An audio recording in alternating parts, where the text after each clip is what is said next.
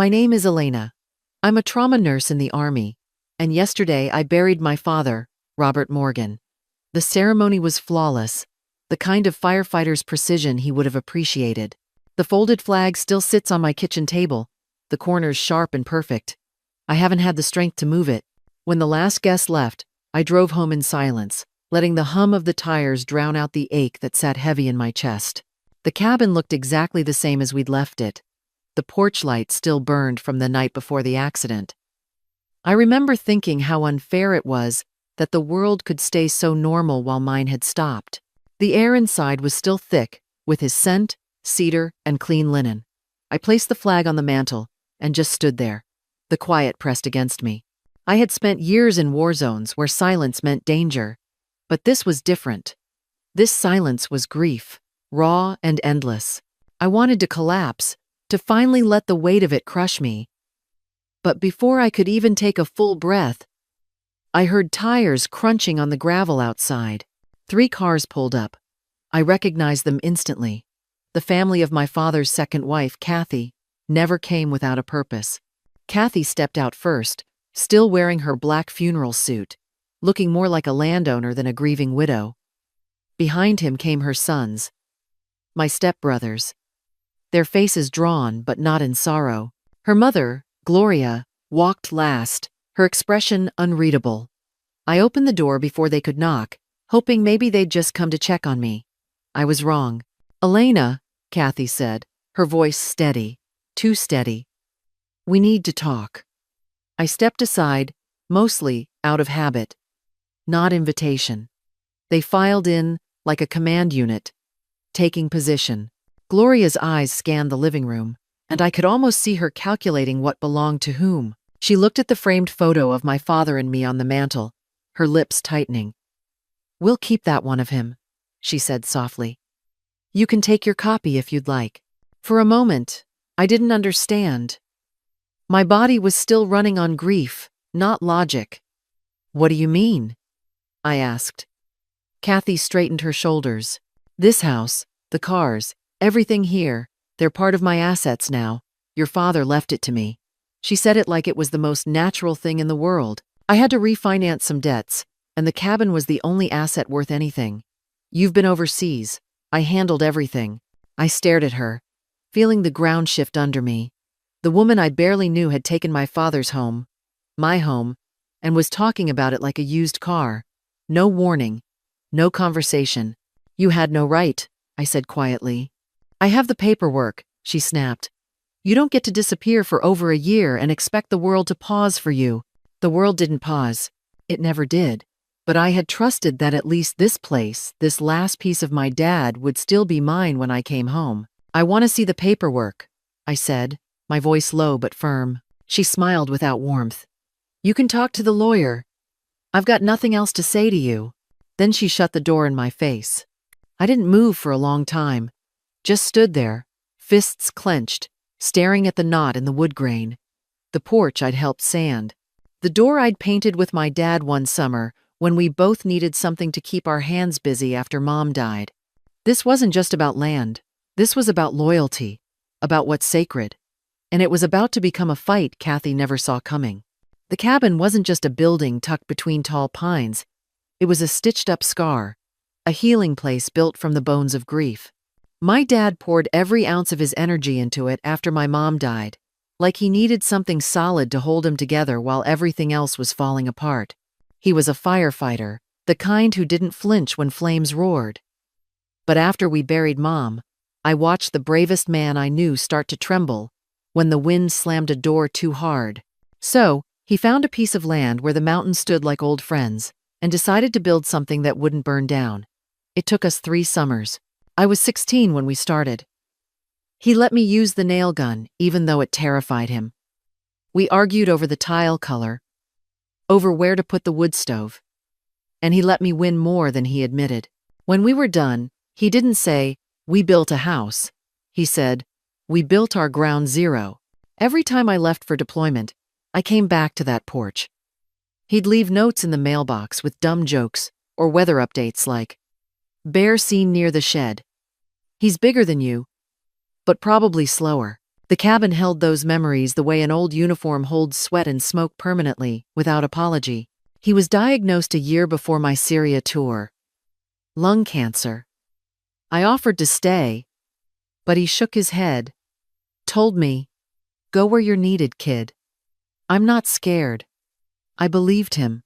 He died while I was stitching up a soldier's shoulder, halfway across the world.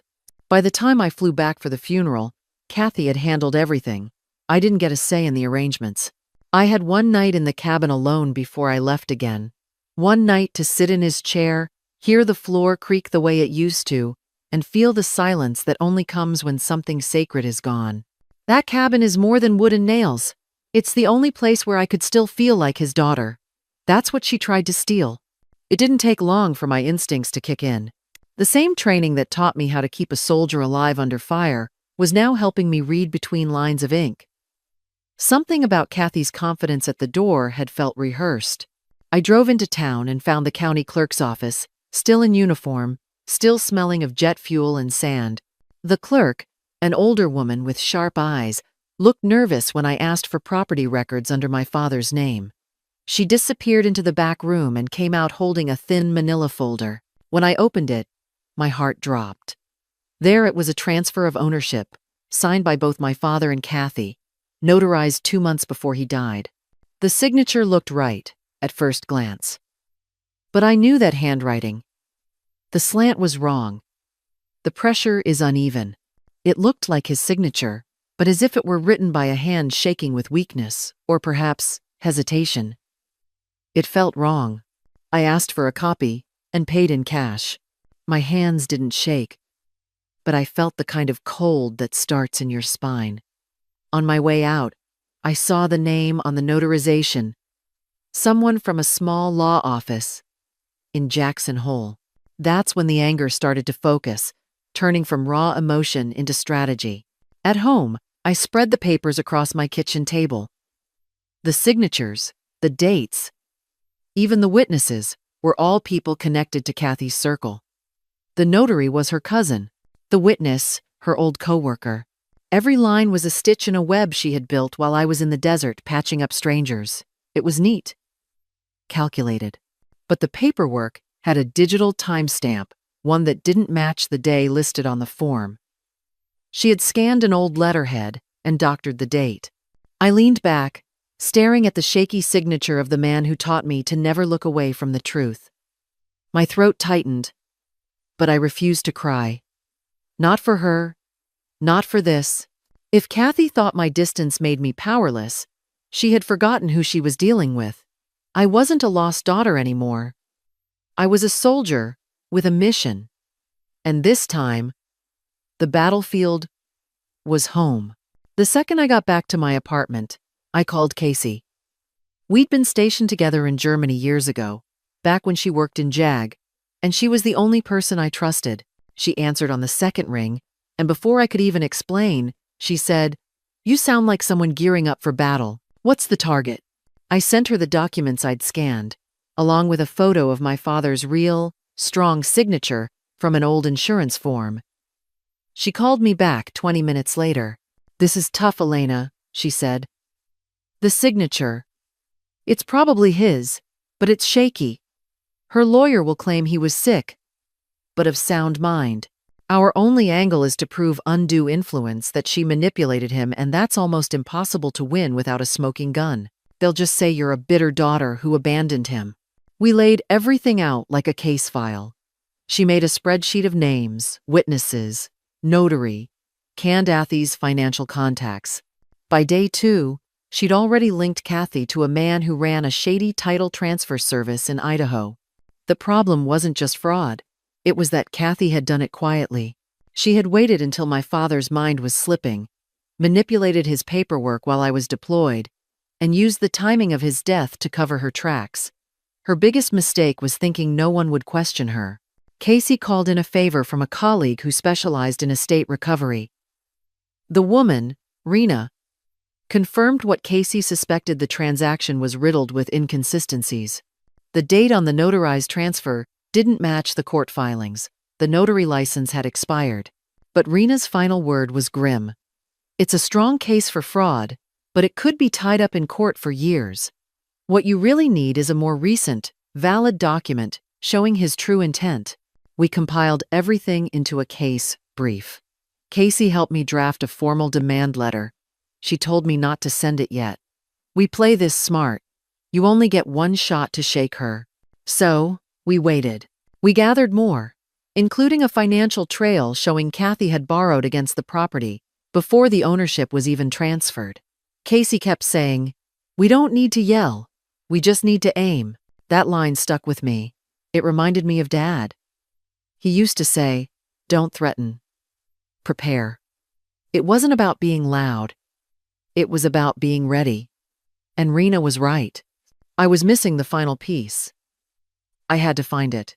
This wasn't just payback, it was justice. Kathy thought she'd closed the door on me. She forgot I was trained to breach them. I went back to the cabin a few days later, not to confront Kathy but to search. I knew I was missing something. Rena's words echoed in my head. I had to find his real final wish. There was a locked storage trunk in the shed out back, something my dad had built from reclaimed oak. The key had always been hidden under a loose floorboard by the woodpile, and I was relieved to find it still there. Inside the trunk, beneath faded photo albums and some of his old fire helmets, was a leather folder I'd never seen before. It smelled like smoke and cedar. Tucked inside were papers wrapped in wax paper, carefully labeled in his handwriting. My throat tightened. One envelope read, "For Elena, in case I don't get to tell you myself." The letter was handwritten in black ink, dated 6 weeks before he passed.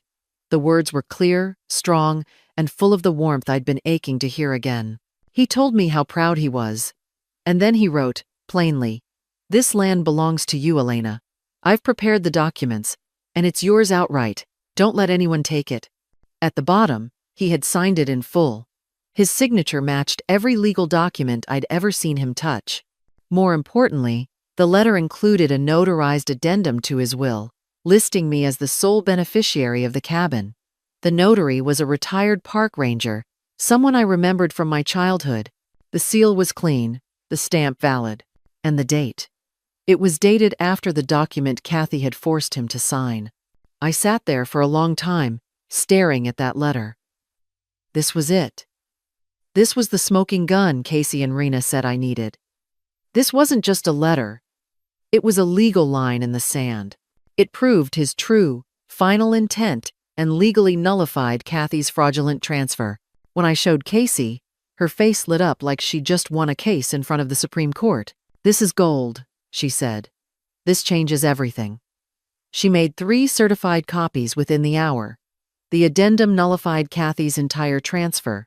This wasn't just a legal win, it was emotional closure.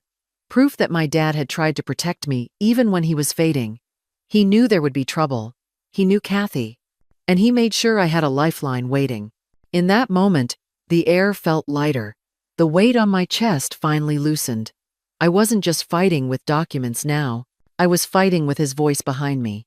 The court ruling came in the mail on a Monday morning. One clean envelope. The judge had ruled in my favor, stating the original letter from my father and the later dated notarized addendum were legally binding, making Kathy's transfer of ownership null and void. Casey called me before I'd even finished reading. "It's over," she said, her voice calm but satisfied. "You have full rights. The property's back in your name." I just nodded to myself and felt something inside me settle, like a door finally clicking shut. I waited until the weekend to drive back up the mountain. The sky was overcast, but I didn't mind. I parked in the same spot, grabbed my toolkit, and walked up to the porch like I owned it, because now, I did. The new lock was the first thing I noticed. I knocked once. She opened the door in a robe, looking surprised, but not embarrassed.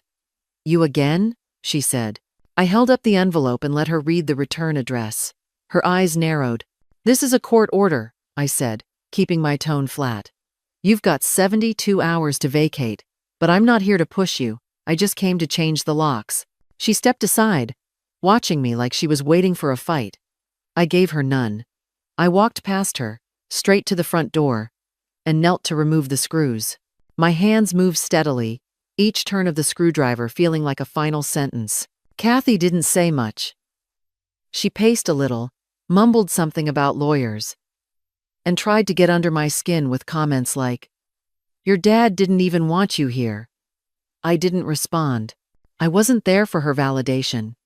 I was there to reclaim what was mine. When the new lock clicked into place, I stood up and took a long breath. The cabin smelled the same pine wood, dust, and memory. I looked around the living room and felt the weight lift. This wasn't a house stolen anymore. It was a home returned. I handed Kathy a copy of the ruling and said, "I'll be back Monday. Please have your things out by then."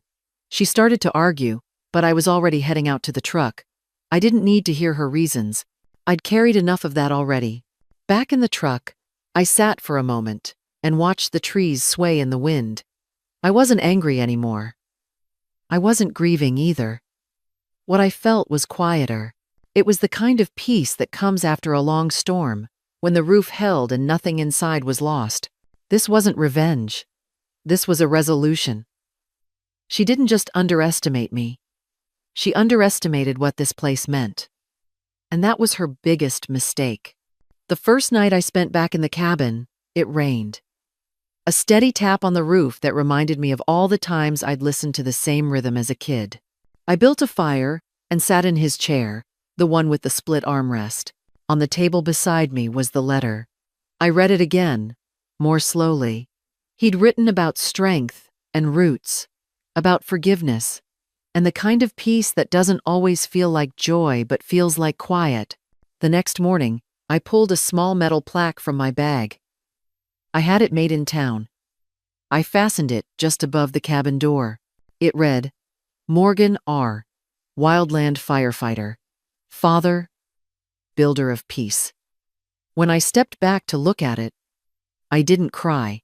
I just stood there, letting the silence wrap around me. There's something strange about getting exactly what you fought for. It's not triumphant. It's still. I didn't feel victorious. I felt grounded, like my boots had finally found solid earth. Now I sit here most mornings with a mug in my hand, and the mountains staring back at me like they remember everything. No orders to follow, no sounds but birds and wind. It's not loud. It's not even happy in the way most people think of happy, but it's quiet. And sometimes, that's more than enough. So here's what I wonder, and maybe you can tell me in the comments when the fighting's finally over. What would peace look like for you? Would you even recognize it if it arrived?